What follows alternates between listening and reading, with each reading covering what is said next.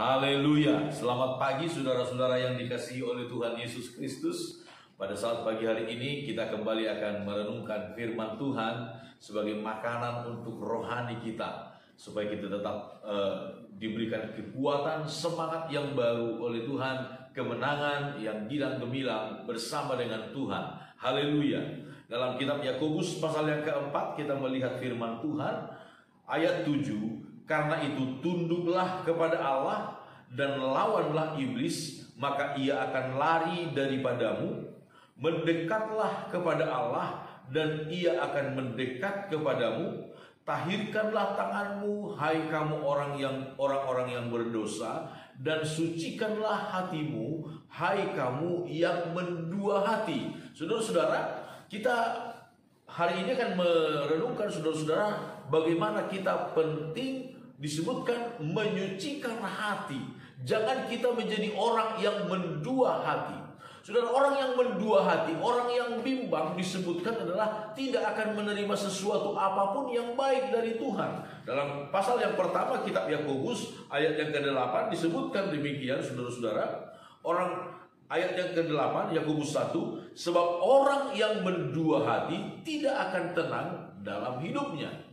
Orang yang bimbang tidak akan menerima sesuatu apapun dari Tuhan. Orang yang mendua hati tidak akan tenang, tidak akan pernah alami ketenangan di dalam hidup. Itu sebabnya firman Tuhan berkata, sucikanlah hatimu, murnikanlah hatimu. Betapa penting kita memiliki kemurnian hati dalam mengiring Tuhan, ketulusan hati dalam mengiring Tuhan, dalam melayani Tuhan. Saudara-saudara, kata mendua hati itu bisa memiliki beberapa makna. Pertama, saudara-saudara, makna yang pertama, jangan sampai kita memiliki kepercayaan yang lain selain kepada Tuhan, saudara. Di dalam kitab Keluaran pasal 20, hukum Taurat 10 hukum Taurat itu, saudara-saudara, yang pertama disebutkan, akulah Tuhan Allahmu, jangan ada padamu ilah lain di hadapan. Jangan membuat patung yang menyerupai apapun yang ada di sorga, di bumi, bahkan yang ada di bawah bumi, untuk sujud menyembah kepadanya. Sebab akulah Tuhan Allahmu yang cemburu, kata Alkitab. Dalam kitab Keluaran pasal 20, ketika Tuhan memberikan hukum Taurat. Jangan sampai ada kepercayaan lain selain kepada Tuhan di dalam hati kita. Itulah makna pertama dari kemurnian hati, ketulusan hati di hadapan Tuhan. Sebagai sahabat Allah, saudara-saudara, sebagai sahabat Allah, jangan kita mendua hati terhadap Tuhan. Jangan. Kepada bangsa Israel, pada waktu terjadi Tuhan menurunkan hukuman musim kemarau 3,5 tahun lamanya di zaman Nabi Elia.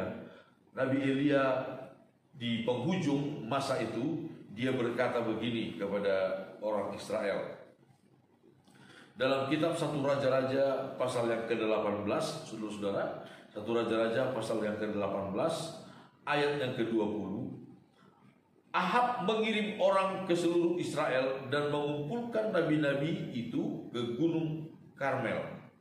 Lalu Elia mendekati seluruh rakyat itu dan berkata, berapa lama lagi kamu berlaku timpang dan bercabang hati? Kalau Tuhan itu Allah, ikutilah dia. Dan kalau Baal, ikutilah dia. Tetapi rakyat itu tidak menjawabnya sepatah kata pun.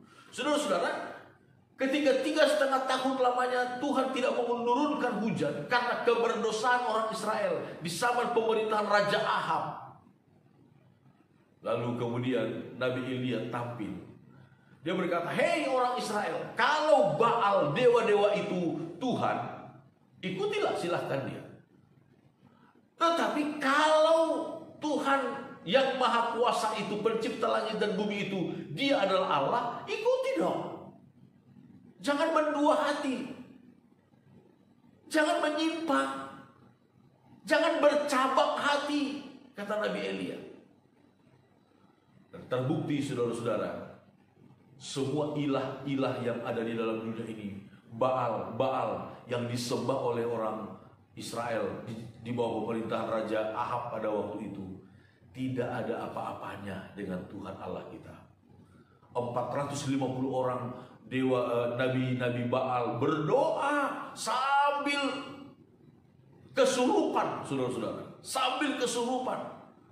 Berjam-jam lamanya berdoa meminta supaya api turun dari langit, membakar korban yang mereka sudah persiapkan. Tidak ada apa-apanya. Tetapi ketika Nabi Elia dia berdoa, dia seorang diri, Nabi Tuhan, hamba Tuhan, dia berdoa seorang diri, dan Tuhan menjawab doanya. Api dari sorga turun, membakar korban persembahan yang dipersiapkan oleh Nabi Elisa. Sekalipun itu diguyur dengan begitu banyak air, tetapi firman Tuhan berkata, semua itu terbakar habis. Saudara-saudara, kita penting menjaga ketulusan hati kita di hadapan Tuhan. Jangan sampai ada kepercayaan yang lain di dalam hati kita selain kepada Tuhan, saudara-saudara. Selain kepada Tuhan. Yosua di akhir hidupnya, dalam kata-kata perpisahannya kepada bangsa Israel, dia mengingatkan, dia mengajak orang Israel untuk hanya beribadah kepada Tuhan. Yosua pasal 24, kita melihat ayat 14, firman Tuhan berkata demikian. Oleh sebab itu, takutlah akan Tuhan dan beribadahlah kepadanya dengan tulus, ikhlas dan setia. Jauhkanlah Allah yang kepadanya nenek moyangmu telah beribadah di seberang sungai Efrat dan di Mesir, dan beribadahlah kepada Tuhan. Tetapi jika kamu anggap tidak baik untuk beribadah kepada Tuhan, pilihlah pada hari ini kepada siapa kamu akan beribadah. Allah yang kepadanya nenek moyangmu beribadah di seberang sungai Efrat, atau Allah orang Amori yang negerinya kamu diami ini. Tetapi aku dan seisi rumahku, kami akan beribadah kepada Tuhan. Ini ketulusan hati, ini kemurnian hati. Yosua berkata, beribadahlah kepada Tuhan dengan tulus hati dan setia. Tulus hati,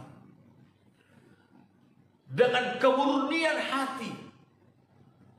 Tuhan adalah satu-satunya junjungan kita, sesembahan kita.